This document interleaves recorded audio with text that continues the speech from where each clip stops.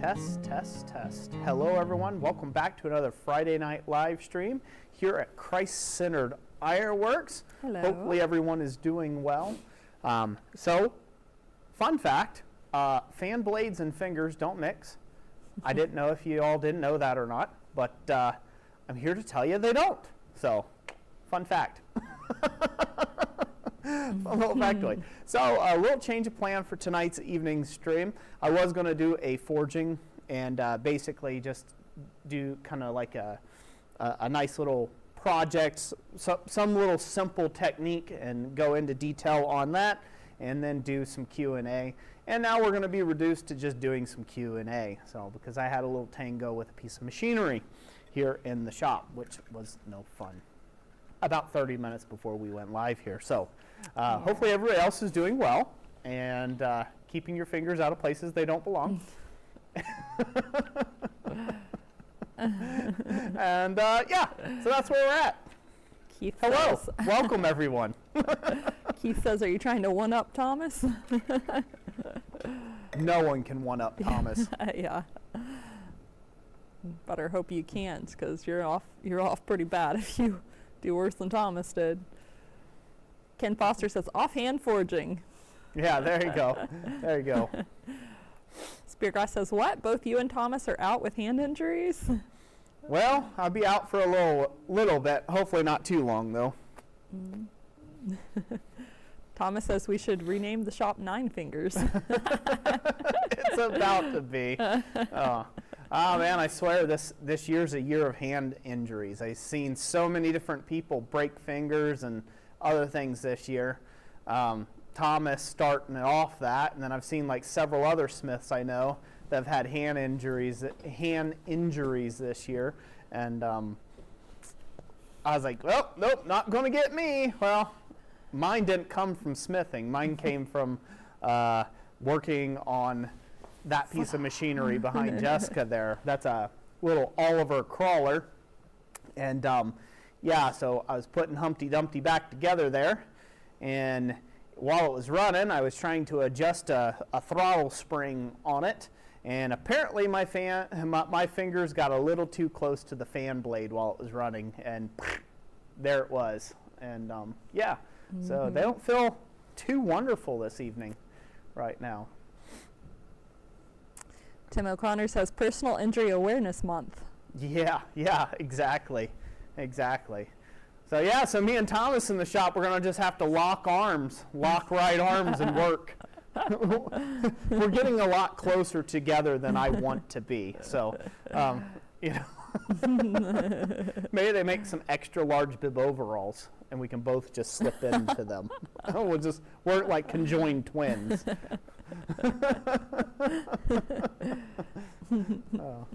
Rigid Ironworks says, I'm on day 4 of COVID, but I think I'd rather have this than a physical injury. Yeah, no, well, sorry to hear that you're on day 4 of COVID there, so. Yeah, physical injuries aren't any fun. I'm hoping it'll be all right. Right now my fingers are swole up, so I'll have to see how they look in the morning and see where we go from there. Keith Tenzing says, Roy, it's okay. You could admit Jess kicked your butt. You deserved it. Yeah. She actually pushed me out of the loft in the shop, and then I was hanging on for dear life on the edge, and she just stomped on the hand, you know. Oh, like what was that? Like the cliffhanger? Yeah, like the cliffhanger. Yeah, like every single movie trope where they're fighting and they're on a cliff somewhere. He's holding his fingers, and the guy steps on it with a boot. Yeah. Yeah.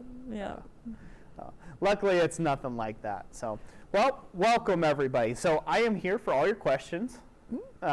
To give you my answers, what I think of your burning questions, your need to knows, and yeah. All right. Dana asked, do you think you should have them looked at? No, I'm pretty sure it's the tips. It's the tips of the fingers. So I looked at it. Basically, it's more of a concussive thing. They're not cut up. It just got the tips of my fingers right on the fingernails. So I'm most likely going to lose some fingernails. And yeah, it smacked them really hard. And I don't know, you take 4 fan blades times however fast they're moving when the motor's running at 1,500 revolutions per minute. And you could do the math. It hit it a lot of times, and I had a long time to say "ow," is what it felt like. Oh, before I could get my fingers away from it. So. Dogbone Ford says he had a wrist surgery last October, and he's still in a cast. Whew. That is no good. No bueno. Sorry, brother. Sorry to hear that. Oh. Joshua Pinkyo says, drove a screw into my hand yesterday. That was fun. Youch. Done that before. Been there, done that. Tim O'Connor says, no bones poking through. Good. Yeah, no bones poking through, so. Speargrass says, Roy, have you got ice on it? The pain isn't driving you through the roof, so they most likely aren't broken. Or if the pain's not. I don't have ice on it, but they hurt pretty good. Let's just say that they hurt pretty good. No, Jessica's like, you sure you want to go on? I'm like, the show must go on. My peoples need me, so The people's need you. I'm hoping they're not broken. Again, they're just so swole up right now, and they throb. You know, they throb. I've had broken bones in the past. Right after I did it, it felt like they were broken, but I can still bend my fingers except for the tips. The tips are like super hard, you know, and puffy, so super swollen up. So I'm thinking it's just a real bad hand slap. You know, I think that's what it is. I'm hoping that's all that it is. But then again, I'm not going to waste the money to go in and have them look at it either, because what do they do for a broken tip on a finger? They splint it, and that's about it, and say, Bumblebee Tunya. Bob's your uncle. Now pay my kids' college fund, so I'd rather not do that. Oh. James Haas says, Roy is swole. Yeah, get real swole right now. So. Yeah, I would forge if they just didn't feel so poor right now, but because I can still grip stuff, but hurts to do it right now. So we'll see how they feel, and hopefully a couple weeks be in good shape. Black Hole Forge says, hey Roy, when's the last time you got a tetanus shot? I get one every year just because. I know they're good for 10 years, but I am clumsy. Yeah, so I hadn't had one in like 15 years, and I think I ended up getting one, 2 years 2 ago? years ago. Thereabouts? Yep. I forget what I did something real good. I got something cut up real good with a rusty piece of material. Gets pretty bad when you don't even remember your own bodily injuries, right? Yeah, you've had so many of them. Oh, I wasn't injured. I wasn't injured. I think you I went in for like a regular checkup, and I was asked about tetanus. Yeah. Yep. That's what it was. I was asked about having a tetanus shot. Yep. You're like, when was your last tetanus shot? And I'm like, I don't know. When I was like 15. Yeah. You know, like 15 years old was like my last tetanus shot, and like, so they stuck me good with a tetanus shot. No, that was like 2 years ago. Yeah. So. Yeah, I got mine finally too after I stepped on a nail. And then I thought about getting the tetanus. I mean, it's kind of too late at that point if it was going to cause an issue, but anymore I think I give metal tetanus. You give it the tetanus. I give the tetanus to the metal, not the other way around. Oh. Spencer Coots says, I broke my finger in high school, but we couldn't afford a doctor. I broke a pencil in half and made a splint with scotch tape during class. There you go. That's being, thinking it out. Nope. Well, same when I was a kid. Years ago, I had I used to, believe it or not, you can't tell by my girlish figure now, but I used to skateboard a lot when I was a kid.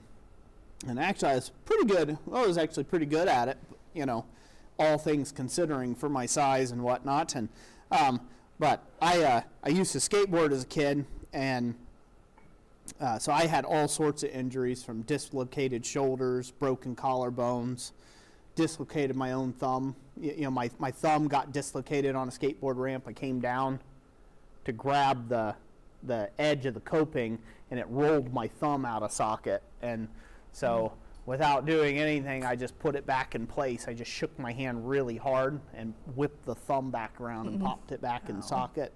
And but we were so poor, we didn't have we didn't have insurance or anything like that. There was no going to the ER for, you know, stuff like that. You just dealt with it.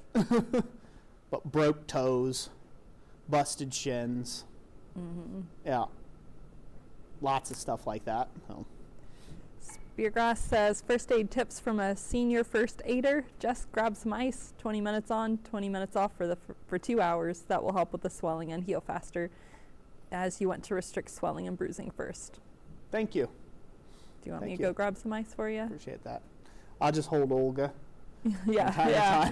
She's frosty. Right now it's like, I don't know, 20 degrees out here. Yeah. Yeah, right after it happened, I was putting my hands on the there's a snowblower there you probably see on Jessica's camera angle just behind her to her right, the other side, the blue thing. So I was putting my hands on the snow, my fingers on the snow, and putting them on the metal there, the snowblower, and cooling them down quite a bit. So. See, I got a couple of blacksmithing related questions. Yeah, go ahead. Ken Foster says, I am looking at having a semi-truck brake drum and making a rivet forge. Should I put refractory cement on the inside or no? It will be about 1/2 inch thick. So the brake drum of a semi is a very large, that's like a very large drum. So there's a lot of volume there. So you need to suck up some of that for, like, you don't need that much depth in that much area for like a fire pot. So you need to probably put some plate in it or find some way of choking it down. You could choke it down to the center with some fire brick. That's a good way of doing it. You know, there's a whole host of ways that you can do it there. One thing that might be better than a semi drum, I would probably save that semi brake drum for a I would say that they make really good tooling stands or grinder stands. You can flip them upside down and bolt a plate to them, you know, bolt a post to them, which work out really well. But what I would do is I would do like a car or a truck rotor instead. Look for a brake rotor. That has about the depth and volume you want for a small portable forge. Not that you can't use a big semi-brake drum, you can. Just be aware that that volume inside of a brake drum that big, right? Because they're like, I've got one sitting over there, it's probably like 16 inches in diameter and about at least 10 inches deep. You don't need to heat up that much material, like you don't need to heat up that much coal and coke, right? Up hot at once to just work on small stuff and things like that. So I would suggest finding a way of choking that down, and then you could do the you could do the refractory, but I don't think you have to actually coat the material itself, the steel, in any sort of refractory cement. You don't have to worry about protecting it in that way. Hopefully that's helpful. Rory McLean says, I watched a video of yours about anvils. I just built an anvil stand and mounted the Doyle anvil. Using your method, the metal bars and lag screws, did the screws stay tight after use? Yes, they do. So if you mounted the screws at an angle, so my screws haven't backed out yet on my little Doyle anvil that I anchored, that I did the video on that Doyle anvil. None of my screws have backed out. If you followed it, I did put a bit of silicone under the anvil, and when I crank those screws in, they're pretty long screws that go down in there and wedge themselves in the wood. If they are coming straight down, depending on the anvil you got, if you tried to come straight down with them, they have a tendency to back out. But when they're at a diagonal and they're matching that pitch, they are I don't want to say this. If they are straight up and down, or if they are parallel with the anvil, and they're straight up and down, they're perpendicular to the bracket that they're holding down, the bouncing up and down will slowly work those screws back out. They'll back out. If the screws are coming in at a tangent to the anvil, so that's why that plate was kind of pulled down at an angle to match the pitch on the feet of that Doyle anvil, or not Doyle, sorry, keep saying Doyle, the little Achio anvil. When you anchor it down at an angle like that, now you're in a shear plane, right? You're trying to shear that bolt or bend that bolt instead of working that bolt against its own threads to unthread it. And so it holds very, very securely, and they shouldn't back out on you. So yeah, I haven't had any problems with that. They shouldn't back out if they're at enough of an angle. If they're too flat, if they're too parallel with the anvil itself, the forces that are being applied, that force will eventually back those bolts out. In fact, that's one of the hardest things to do with a lot of like tire hammers. For those of you fellas out there that have tire hammers, a lot of the tire hammer designs, they have bolts. They have a 4-bolt pattern to hold the dies on, and they loosen up over time, and that's why they loosen up. It's just you just have to do it that way, and you can put Loctite in them or whatever else, but just the die reverberating up and down like this will cause gap eventually in the threaded hole between the threads, and then that just slowly works that bolt loose, and out it goes. It doesn't necessarily strip out the bolt, but it'll slowly work those bolt heads back up. Ken Foster says, I do have one I use, a semi-truck brake drum as a stand for my post leg vise. I was thinking about cutting the top 7 or so inches off. Yeah, that'll work great. And then just kind of fill up the rest with either refractory cement, or like I said, you could get some fire brick and just choke into the center and just use that drum as your pan, you know, as like the top pan there where you can put your you can heave up your coal and coke.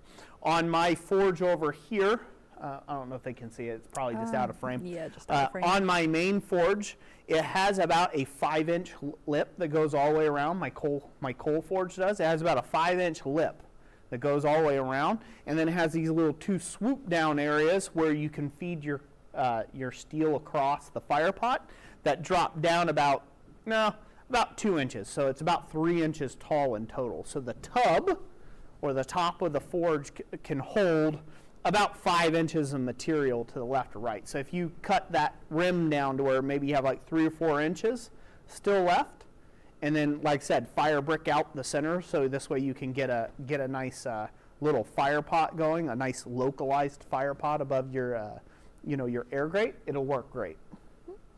Yeah, but all that extra fluff of that stuff above and beyond is just it's wasted space. It's not needed. Keith says, for mine and Jake's forge, we used a rotor with a steel plate about 2 inches square on top of it, made a nice little fire 2 pot. 2 foot square. 2 foot square on top of it, made a nice little fire pot with plenty of room for tools and piling coal. He still uses it. Very cool. Yep.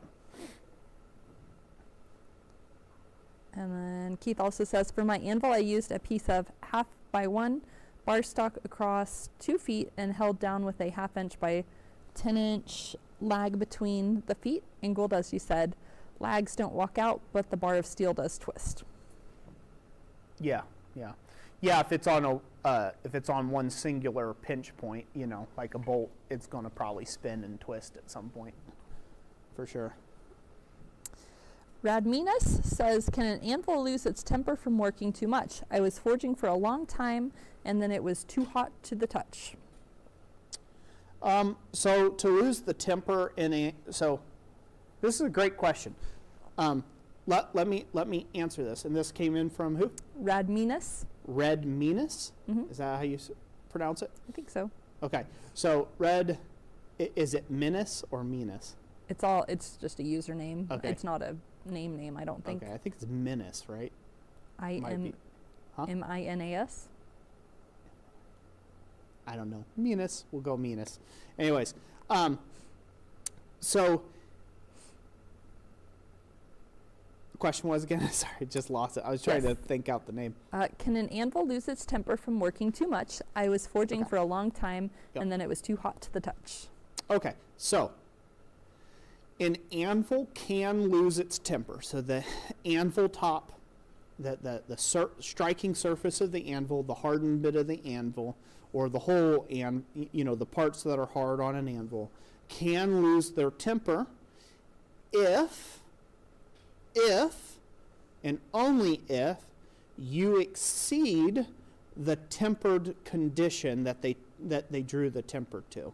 So when we look at tool steel and we have temper colors, and we associate those temper colors to particular temperatures on steel, and those are oxides, right? So when we heat up a piece of steel and we quench it to harden it, then we shine the piece of steel up, and then we draw the temper or so. We draw back the hardness by drawing a temper on the piece of steel. You'll see oxide colors start appearing, and it'll start with like a light straw, and then it'll turn into like a deep, dark brown, and then that brown will eventually go to purple, and then it'll go to blue, and then it'll go to gray. And so, with that being said, let's say to blue the steel, which is to pretty soft. That's if you blued it, if you put blue on a drill bit, or a chisel, the edge turned blue on you, okay, which means you've drawn the temper to a blue on that piece of tool steel. Let's just say that's right around 500 to 600 degrees, 550, call it 600 degrees or so. If that's the case, right, you would have, let's say, if the anvil was hardened to a straw color, maybe that's 400 degrees, right? The anvil was hardened to a straw color of 400 degrees, and you drew it to a blue, you lost temper. Does that make sense? You have increased its softness and removed brittleness out of it, or removed hardness out of the piece. I'm trying to do it in simple layman's terms and make it as simple as possible. So just because a anvil is hot does not mean that you're wrecking the temper in the anvil. So if I've never had Olga hot enough that I couldn't touch her. She's just too much mass of steel. But, however, I have had the Chayo anvil hot enough to where I could boil instantly, rolling boil water on it, right? If I threw water on it, it would just steam and have it, steam right off and come off of it. But it hadn't changed colors yet, right? It was still, maybe it was upper 250 degrees, maybe 300 degrees was the anvil's temp, but it hadn't wrecked the hardness of the anvil. Just because, and I was forging a dozer piece on it, so it was way overkill for it. It was part of a video. If you go look back, I forget the name of the video that it was, but it was a piece that Thomas had. It was a very thick piece, and we were testing the capacities of the treadle hammer kit that I sell, and we were trying to see if it could forge it out. So it got screaming hot, like it would fry you if you touched it. For sure, it would fry you. And it really didn't soften the anvil any. It didn't wreck the temper because it did not reach those requirements. So if you've been forging on your anvil and your top turned blue on you, right, you got it hot. You got that thing screaming hot, and in which case you've probably wrecked the hardness of that anvil. It's one of the reasons why I'm very against people preheating their anvils. I have seen in a couple online forums where, guys literally had color change happening to the surface of their anvil because they were preheating their anvil because it was cold, and they were worried that they were somehow losing some forging efficiency, or the anvil was sucking too much heat out of their material, and so they had a weed burner blasting into the side of their anvil for like 2 hours before they got forging for the day. And you could literally see a blue line. You could see those temper colors in the surface of the anvil. They ruined that anvil, is what they did. And so I'm really against doing that. But if you get the anvil up to where it's starting to rolling boil water off, it's not going to affect it any at all. very, very negligible. So, Bobby says, unless it's an ice anvil, of course. yeah, unless it's a nice anvil. So, one other thing I want to say about that. So that's the same thing that goes for all your tooling. It's worth thinking about. For a lot of my hot punches and chisels, like when I make something fresh and new, like if I'm making a slitting chisel or something like that, that I'm going to be doing hot work with, I tend to not draw a temper very much. I take it to a very, very pale straw color, which is barely even tempering it at all. Because I know the next time I'm going to use that tool, I'm going to be burying it into a piece of hot steel, and it's going to keep losing some of its temper as it goes. So it's just a common thing. It shouldn't take you but a few minutes to reharden and temper punches and chisels once you're comfortable with doing so in the shop. But that's why I will, if it's going to engage hot material, hot steel, I generally let the temper be.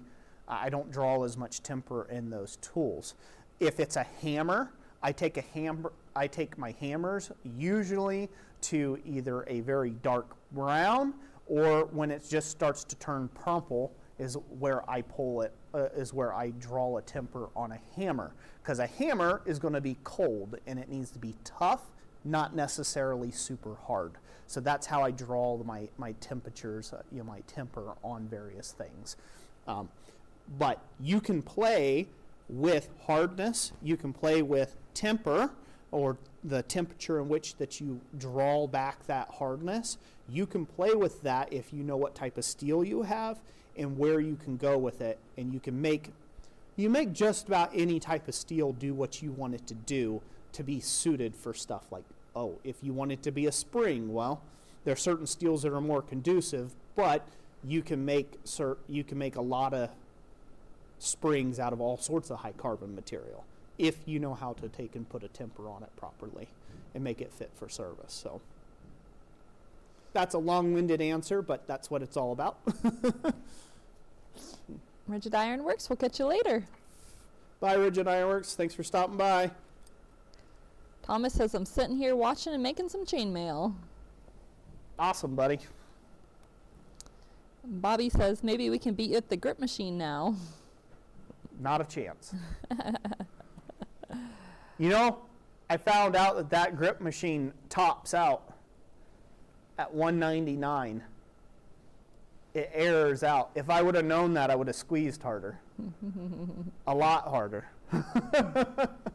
You did have class the next day. So I did have class the next day. But if I would have known that, it would have been worth it for the man points to squeeze extra hard on that grip machine. So. GWI Railroad says, hoping this is the injury for the year. You got it over early, so the rest of the year will be injury free. Let's hope so. Let's hope so. Speargrass says, my shop rules are 1, everything is hot. Number 2, if it's not hot, it's heavy. Number 3, if it's not heavy, it's sharp. Number 4, if it's not sharp, it's abrasive. Number 5, if it's not abrasive, it's caustic. And number 6, if it's not caustic, it's electrified. That's a lot of rules. I just like my shop rule. Everything in here will maim you or kill you. There you go. That's my shop rules. Oh, there's more. 7, if none of the rest, it wants to badly hurt you, so slow and painfully. Yep. Jeff Kellyan says you may want some pain meds. He did have some, just before the stream. That is lovely, ladies and gentlemen. It's lovely. Ken Foster says, I see a lot of older metal workers with arthritis in their hands. Any concerns? Already got it. So, yep, already have it. No concerns, I guess, like living with it currently. A lot of stuff like that, I don't think you get out of this, you don't get out of this life, scratch free. I have not been gentle to my body, and it rears its ugly head in a lot of different ways. I would give advice to you younger guys out there. Don't worry, there'll be plenty of times to get really cool scars.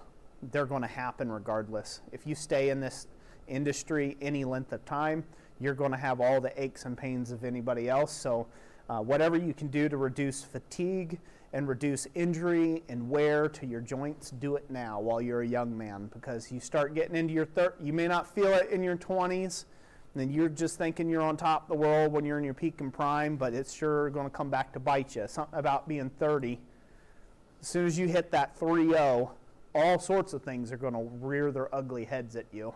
And you older gentlemen out there that are way older than me, you can probably attest to it, that it don't get better from there. Like it usually gets, your recovery time gets worse, right? And things like that. So, but yeah, when I was just a young guy, like fit in my teens and in my 20s, I was very much bullheaded and did a lot of stupid stuff out of the arrogance of I'm man kind of thing, and I regret a lot of it now, so because my body's catching up to me on a lot of fronts. So like for instance, my sensitivity in my hands, because I do have carpal tunnel and stuff from when I was working in the trades. I did not pay attention when the older guys told me to stop cutting drive cleats with tin snips, that I should find a different way to do it. It's that snap at the end of a cut, because it was pretty thick material that I was cutting and snapping.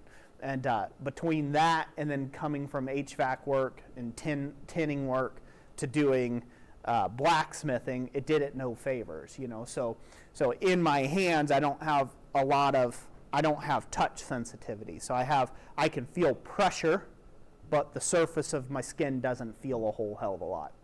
So like hot and cold, I'm not a good gauge of that. My fingers can be smoking in front of the fire and not pay it, and literally not feel it. So there's just stuff like that, that sure, it sounds cool and manly, right? It sounds cool and manly to some, but if you can prevent damage to yourself as you go forward, definitely take the steps to do so. For me, it's already too late. It's only going to get great. It's only going to get better from here, basically. But for any of you young whippersnappers out there, protect yourself. Like I said, you stick with it long enough, you're going to get hurt. So, if you play around with machinery, you're going to get hurt. If if you're in your shop, right, and your forge is burning in front of you, you're going to get hurt, right? Do hammer work, you're going to get hurt. It's just at some point you'll get hurt if you do anything, exist. So. Jeff Killian says, time will tell. I am too young to know. Love you, Jeff. You stay young, my friend. You stay young. Pumpkin Patch Forge says, I blew out my knee just standing up. Woo. Yep. That's like back problems. I get on to Thomas about this all the time, don't I, Thomas, if he's still around? I get on to him about, like, dude, we got hydraulic equipment around here. Use the equipment to lift something heavy. Stop yanking or twisting, because it just takes that once for it to go once, pop, and you'll never be the same again, period. It'll never be the same again. You herniate a disc, you do something like that, boom, it'll never be the same again. So, yeah, there's just stuff like that, you you wake up, you've been doing all that damage, and then it'll have that final straw for you. So, I put my back out once jumping up out of bed to get the baby a bottle, and that's where it did it to me finally. So, it was shortly after my car wreck that I had, and the baby, we had a newborn at that time, and yeah, well, not a newborn, baby, still baby, year-old. Abigail was a year-old then, and I lurched up out of bed, and that was all she wrote. Yep. Ray Anderson says, my grandpa used to say, you got to be tough to get old. Yep, that's true. Robert Lana says, I recommend more coffee. Yes, way more coffee. Way more coffee.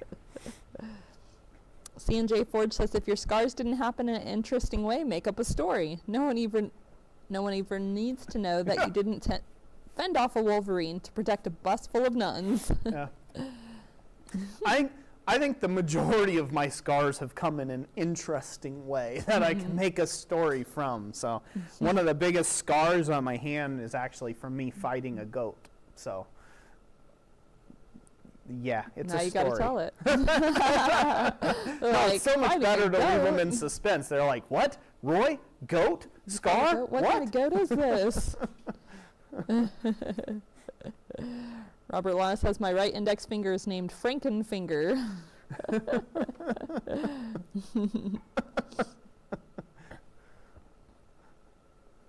Tim O'Connor says, I broke my back sneezing, the second of 4 lower back fractures since I turned 40. LOL. Started forging at 54. Wow. Yeah, see? Take care of your body, gentlemen. Take care of your bodies if you can. So Yep. there'll be plenty of time to get old. It'll happen to all of us. Thomas was telling everybody that he has a doctor appointment coming up on Thursday. Yep. Everybody keep Thomas in your prayers if you would. So hopefully he'll get his pins out on Thursday. We shall see. Fingers crossed and out of fan blade. Black Hole Forge says, we always like to talk about our own personal projects, but sometimes I like talking about other people's projects. For instance, John in Black Bear Forge is making some awesome gate head decorations. Yeah, I've been following along that process a little bit. I've kind of been in and out on socials over the last few months, so I haven't invested a lot in social media, so I haven't been around a whole lot. So I've been just kind of catching little peripheral things on Instagram about that. John's doing some really interesting work, and I'm glad he's taking the time to do so. It's something I hope to be able to do this year. I have some kind of big plans. I've learned last year that every time I mentioned a big plan that I had out into the open, something came along and ruined it. So this is going to be the year of Roy just staying silent. No big plans here until I get them out. But yeah, he's doing a lot of really interesting. He's doing a lot of real interesting work. It's neat to see the process over there. And mass respect to John. For anybody who doesn't know how much work it is to film that, John could have been done with it already. I guarantee you he could be done with it already. It just adds so much more work to film things like what he's doing. So much more work. It's an unbelievable amount of work. So that's the part that I really applaud John for, is to be able to take on a project that way and to be able to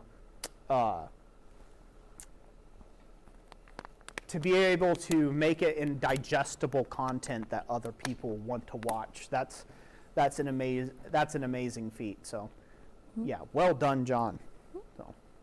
Yeah, speaking of that, what kind of projects are you guys, the audience, up to this month now that we're starting a new year? That would be good to know, wouldn't it? It would be. Yeah. I personally have been doing research for moving our website to a new platform. We've been looking at something with more features, and that way we can also streamline our website to make it better experience to go over there and find the information you're looking for. So yep, I'm getting ready to start the process of building the new website. In the meanwhile, our regular website that's currently there will continue to be up, and shopping still available. Yep. And here recently, we just our A-frames and our C-frame guillotine toolkits, we put those up for sale. They were basically sold out in 24 hours, pretty much. Yep. Yeah, we did a flash sale of those because Roy's starting to do some shop, clean out some stuff in the shop, and those particular styles he's going to be doing something new with, and plus we still have the single bay and the double bay guillotines. Yep. Yeah, that's a good place to point that out. So yeah, so we did like a quick fire sale. That's really difficult to do with our current web hosting platform. Like we host the host of our website. So you guys see on your end as a customer, you just see a website, right? But a lot of people go through a web hosting service that has, you know, templates, and so this way you can kind of build your own website. And we've become more and more e-commerce centric versus what we used to be when we started that website over a decade ago, right, on that web hosting service. We've become more and more towards e-commerce with, you know, like the blanks and things like that. And so one thing you can't do very easily is run a sale, like a fire sale or flash sale on their website. There's a lot of extra steps. So the new web hosting platform we are moving to will make that a lot easier, because I've had a lot of stuff that I'm looking to discontinue that's in our Blacksmithing Blanks catalog. I look to discontinue them and add updated versions or better versions of the same thing. So that's one of the things that I'll be doing. I'll be looking at redesigning here in this upcoming future, the C-frame and the A-frame guillotine toolkits that we had, to have a much better, easier workflow to weld them up and make them, and to have one size die stock. Because the previous guillotines, they had the A-frame guillotines had a 1/2 inch by 1.5 die, and the C-frame guillotines had a 5/8 by 1.5 die. And the new style, the new guillotines that we have out, right, are lever type guillotines, the single bay and the double bay guillotines. They have a 5/8 by 2 inch die, respectively, for both of them. And so I want to carry one size die stock across the board. So I just cleared house on the old guillotines. Plus, going forward, I would like to be able to offer dies in 4140. And to do so, I need to standardize the dies no matter which guillotine you buy. The .4140 die stock will work with every single guillotine tool that's available on our website. So some of that just needed to happen, so we were able to sell. So thank you everyone who got a part of the sale. If you are part of the stream tonight, congrats. I'm glad you could do that. But the A-frame and the C-frames won't be coming back to the website until they are redesigned with the new welding plan, how you put it together, and the new die stock size. So it'll be better overall for everyone when I get that done and put on the website. So I'm pretty excited about moving the website. It is a boatload of work. We've been on that web hosting platform for pretty close to 10 years. Yeah, pretty close to 10 years. So it's been a long time. It's a lot of pages, but it was lots also of things to change. So yeah, some of it, like today for a little bit, like I'd been kind of mulling around in the back of my mind, like how am I gonna restructure the menu so that stuff's easier to find, you know, because over time, like it'd be like, oh, it'd be handy to add, you know, a page on custom plasma cutting. Oh, you know, it might be handy to add a page like this. So we did that on our current website, but it's just not. The information is buried. You can't find it. Yeah, it's hard to get to. So, so I kind of re-outlined the menu, which I think is going to be much easier. And I'll run it past Roy, and we'll have we'll get select beta a few people to be beta testers too, and check out functionality and help us look over our website for anything we missed. Yep. Yeah, but the regular website. So on your end, the user end, not much will change. All of our products that you guys know will be there. All the content, we're just hoping to make everything streamlined and a little easier to find. So one of the biggest issues we were having is, like, let's say you clicked on a link in one of our videos to go see whatever it may have been, right? Like, let's say if it was like a digital download, a PDF, a free document, and you clicked over on that link, and then you clicked on, say, something else on the website. Now you couldn't find your way back to what you were looking at previously. So we had that so many times where somebody would, go over there to look at maybe like the treadle hammer kit. They go click onto the treadle hammer kit link. They back out to the home page, and now they can't find the blanks again. They couldn't find the treadle hammer kit. They couldn't find a way. They couldn't navigate to that there was no connection there. So the new website won't be set up like that. The new website, you should be able to find everything should have really nice, clearly described categories so you can get to the information you're looking for, whether it be classes and workshops I'm offering, whether it be plasma cut blanks, whether it be whatever it is, whatever particular information. Hopefully that'll all be a nice streamlined experience for you out there. But nothing shutting down, we're not going anywhere. It's just hopefully this year we can get all that done and make it a lot better shopping and hangout experience over on our website. Spira says, are you caught up in the web host debacle with the buyout and how the host might be shutting down? We're using Weebly currently, so I'm not sure which web host specifically you're referring to, but as far as I know, Weebly was bought out by Square in 2018. So as of currently, they're claiming that they're continuing their services. But what we're going to go to is Shopify. It seems like they're regularly doing like quarterly updates, and basically they have every single feature that I was looking to have in a website, and bulk editing, which I can't do currently with Weebly. There's not much functionality for bulk editing. So. And when we have over 300 listings, like if we need to make quick changes, it would take me several days to make changes to our Weebly listings. And so it was just, like, changes took a long time. So, which means that and if you all don't know, Jessica's a very frequently. Busy human being. Jessica's a very busy human being. She ain't got time for that hot mess of spending days changing one listing. Zero time for that. Yeah. So. Let's see here. Keith says, a couple of days ago, the blacksmithing blanks link wasn't working. Had to go to blacksmithpdfs.com and use the blank from there. Use the link. It could have been possibly. Sometimes if you get one letter off, obviously it won't work. I'm gonna double check it now. I'm pretty sure I've looked at it since. Yeah. Yeah, that's the other problem. Weebly, they don't let you know that there's anything wrong with your website ever. so if it's dead in the water and someone doesn't tell you, well, it's just dead in the water. So. Yeah, it's still working. Yeah, I've been on there multiple times since then. Yeah, if you just type one letter off, sometimes, maybe if there was a really large bunch of people going over there, maybe temporarily it had a brief problem, like if it was too many people jumping on the site all at once, maybe. But yeah, the C-frames I think had sold out by evening that day, and then the rest of the A-frames had sold out by roughly the same midday time, next day. So yep. Weebly is wobbly. Yeah, you can say Weebly is wobbly.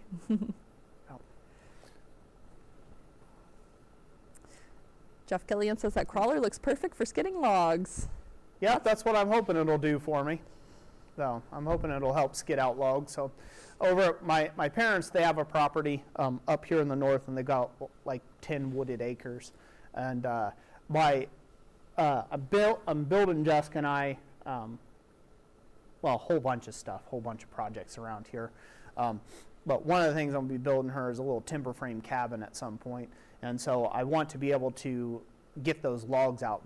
My Rusky, my big tractor that's sitting over there over Jessica's right shoulder, it's a great tool, but it's really not great inside like tight corners. It doesn't have power steering, and it's not really a good tractor for being out in the woods and in tight spaces. So I'm hoping that the crawler will do a much better job of that and be able to skid out logs. So it's a fun little machine for sure. So went all the way up to Escanaba to get that. Yeah. Yep. In a snowstorm. A cold and blustery day that day. Cold and snowstorm. Yeah. So. Yep. Let's see. On the note of what everybody's been up to this month, Trail Dust 55 says, my first project is to finish a stainless steel garden bench I started. That sounds cool. Also sounds like a lot of work being stainless steel. Yeah, I don't envy you because of the stainless. Keith says, I have most of the parts gathered to build a .36 flintlock rifle. That'll be my third flintlock rifle build from scratch. Cool, 36 cal. That's awesome. Ken Foster says, have you thought about making tong tooling blanks for holding under the treadle hammer, like handled punches tongs that work with shorter tooling so you don't hit your hand on accident? Yeah, so I have short tooling that I use all the time under the treadle hammer. So I have a pair of tongs, and I got little short tools that they grip, and that's what I use under the treadle hammer. Now, you're probably thinking about maybe the video that Jessica just posted not too long ago, which was like a really short, it was like a short clip, I think it was like 37 seconds long, where I was working on a bunch of like hook blanks for a customer for an order. In that, I was just holding the blank itself, just because it was easy enough to do so.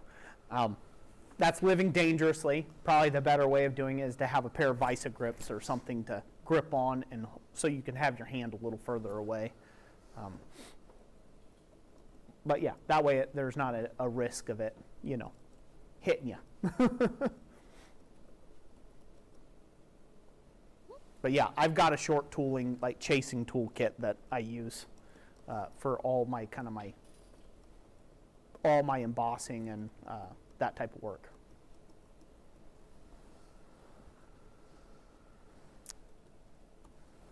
Let's see here. BS Forge Ben said that he's available to help with the website if we need anything, and that he's retired because of disability, but he's been doing web stuff and graphic design since '96. Cool. So I said, shoot us his email just in case, if we do need to contact him, then we can have his if we run contact into a tough stuff. spot on that. Yeah. Thank you for the offer too. Speargrass says, when your honey-do list is massive, every time my wife has an idea, I get more work, LOL. Yeah, well, I have plenty of honey-do list things around here. I have enough honey-do lists for myself, and this honey ain't doing. So, so bad. That was one of the reasons. So I was messing with the crawler back there. I was getting it back up into snuff. The old man that re-put it together and rebuild it, he kind of did everything with lace and wire and bubble gum to put it back together. So I'm trying to get it back straight to where it's, fix all of its little kind of reliability issues. And I was just rushing, I was trying to rush to get ready for the stream and get it kind of finalized and put the hood back on. And it was just stupid, shouldn't have done it. But there's a little spring that kind of pulls the throttle. It kind of helps control where the throttle's at so it doesn't like pulsate. There's a little spring that I was trying to adjust, and I thought my fingers are plenty far out of the way of ever hitting the fan, but apparently that fan's a little bigger than I anticipated, and then that smacked the living daylights out of my fingers there. So yeah. Note to self, not good. But yeah, I was on the rush because of that kind of thing, like, I got to get this done, got to move on to the next thing, and haste makes waste, right? So. Yeah. And dumb. Mm-hmm. Oh, yeah. Hello, Alexis. It's like, yeah, I should have shut off the machine and adjusted the spring and then ran it. But, when you're running a machine like that, right, like I'm trying to get it to run smooth. So it needs to run to a degree so I can make the adjustment. It's quicker to make the adjustment while the thing's running so you can, but in this case was a bad idea. Yeah. Would it have been better if you had somebody else, like adjusting it, and you were that way you could look at it? Then their fingers would have been in there. Oh. So in this particular case, it was just too close to a fan blade, and it was on the dark side of the moon, and I couldn't see the fan where the fan was at in relation to my fingers, and I just got careless, got a little too carried away, a little too quick, and got tied up with it. So thank God it wasn't any worse. Thank God it wasn't like a shirt sleeve got caught up in a belt, or could have been lot worse, so just thankful for that. But yeah, so many honey-do lists of things around here, it's not even funny.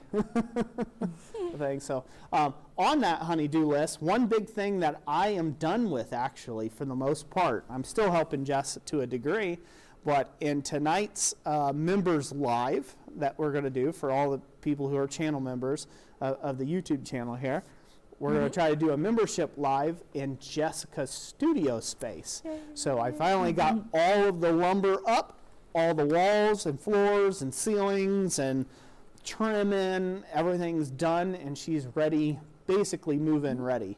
So the only thing that she's got to do now is basically tongue oil all the boards and stuff like that. Make it her level of pretty, if you will. So, that's all that's left, and the floor's stained already. We got the floor stained. We got 2 of the 4 walls tongue oiled already, so that's pretty awesome. But that was a big, massive project. That was a lot of late night and evening works, and working on it pretty much by myself the whole entire time. So, so glad to have that done. It took a boatload of sanding, a boatload of sanding to get it ready for stain and all that good stuff. But that's basically over and done with now. So so I'm excited to not have that. Well, hopefully I can get into this year. Hopefully I can get into some pretty awesome forging projects now that I'm not doing that as a thing. So. Josh Montgomery says, "Shake hands with Danger, did ya? Glad it didn't get you worse." I did. I shook hands with Danger, and it said hello. How are you doing? Gene Simonelli says, "Roy, I didn't know you were a lefty." Well, I am now. He's pretty well ambidextrous, so. Yep, I'm a southpaw by nature, so. Dana, no stairs yet. We're still using the ladder, which is fine. I mean, we've been going up and down the ladder for 5 years, so not a big deal. Yep. Speargrass says, "A shipload of sanding, eh?" Yeah. Oh, yeah. It would have taken me much longer because, I don't know, I could only really work at it about 2 hours at a time with my, was it an orbital sander? Yep. But then Roy got in there with a sanding pad on a angle grinder. Angle grinder, yeah, which goes way faster. So basically in half a day we got all the sanding done on the 2 remaining walls and the floor. So Yep. Went along pretty quick. It did. Yep.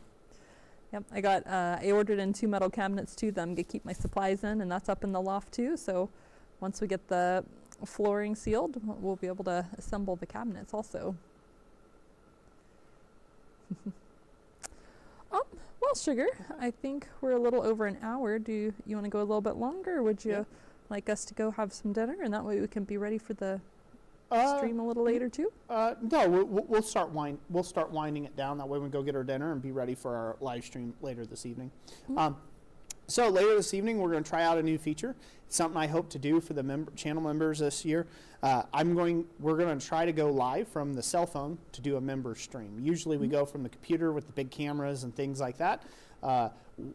One thing I'm trying to do later, what we'll be testing out with the membership audience to do up in her studio space, we'll be trying to go live from the cell phone and do a members only stream to see if that's possible. If it is, I plan on doing a lot of kind of member streams this year, upping those, like having like a shop day, right? Where we're in the shop and I can show you kind of some of the behind the scenes type stuff going on. A lot of times I have plenty of time to share my thoughts of what I'm thinking while I'm doing some monotonous task, and would love to talk to people and have things to say. So definitely wouldn't mind doing that and help, hopefully give more value to people who are watching us and supporting us on a regular basis and doing the membership stuff. So hopefully that will all work out good. But we're gonna aim for about 9 o'clock. We'll start that for the member stream, and we'll go from there and see how that goes. So if you are not a channel member, now's a good time if you care to know about any of those sort of things. This is a good year to become a channel member. It's a great way of supporting Jessica and I here. Of course, you can always buy some of our blanks that we have over at our website, www.blacksmithingblanks.com. I think I said that right. Was that 3 W's? www.blacksmithingblanks.com. Yep, definitely. So you can go check out our website. That's a great way of supporting us there as well. The eventual hopeful goal that I hope to have with all of that, I've said all of that, my hopeful goal is by the end of this year to start setting up some online education. So some actual that will be tied in with the members, with the membership tier. So that's my hopeful goal. By the end of this year, I can get something integrated with the new website and started like that I can get having some online blacksmithing classes and some one-on-ones, having that available for folks who are looking to learn more about smithing and be able to have more of a direct contact and have more direct context, a focused approach to smithing. So I hope to be able to launch that by, the end of this current year here in 2025. So we'll see how that goes. Fingers crossed, What do they call it? The best made plans of mice and men or something like that? We'll see how all that goes. But hopefully that'll go well and we can get something set up like that. So anywho, I got big plans. Happy New Year to everybody. If we forgot to say that, Yes. Happy New Year to everybody. Hopefully you all had a great holiday season. I'm excited for this new year and what we're going to be getting into, and I hope everyone is too as well. I hope you guys are going to get into some really awesome projects in your own forges and your own shops.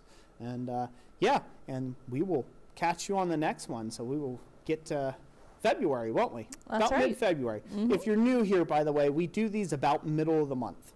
So sometimes they change a little bit, but we try to aim for about dead center of the month. The Friday and about the middle of the month is what we go for. A lot of times that's right around the 15th, whatever the weekend of the 15th or maybe the 20th is, right? Yeah. Wherever the middle of the month kind of falls, that's generally our system. So hopefully you'll come and join us for another live stream. So, all right. Any other questions or Let's comments, see. Jess, before we go? Yeah, just the last couple. I'm tongue-tied.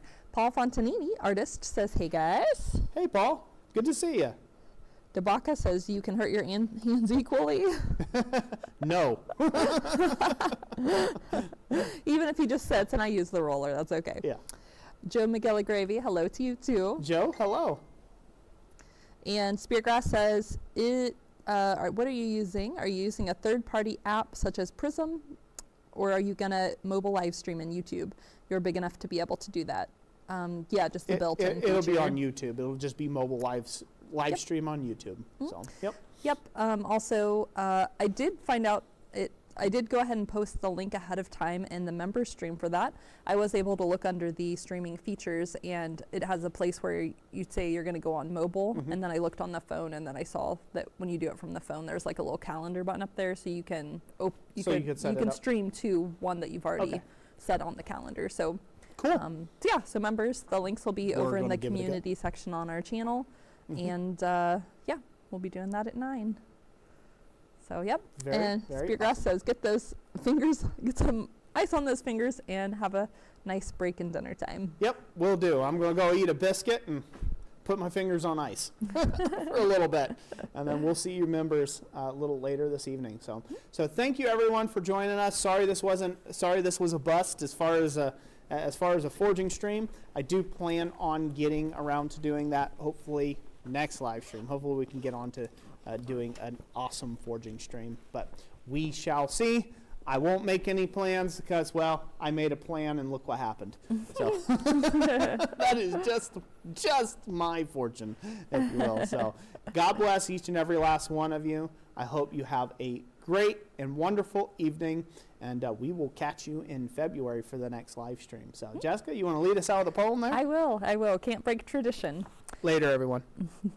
Under this chestnut tree, we're going to read from page 38, The Ancient Anvil. To the sound of pick and blasting and the splash of mountain streams, where the old black rocks show rusty in outcroppings iron seams, it has come at man's compelling with fulfilling of his dreams, to the soulless giant crushing with the whir of giant wings, to the hell-like furnace fury that destroys all meaner things, it has yielded to man's genius its native wealth it brings. To the ringing clink of hammers and the discipline of blows, its destiny was shaped by man, as at its side arose smith after smith, each welding home his life's deepest hopes and woes. They passed, and still its iron heart and ancient iron face keep record of those hopes and woes that time cannot efface. a monumental primeval of man's transitory race. Edna Manners. Have a good evening.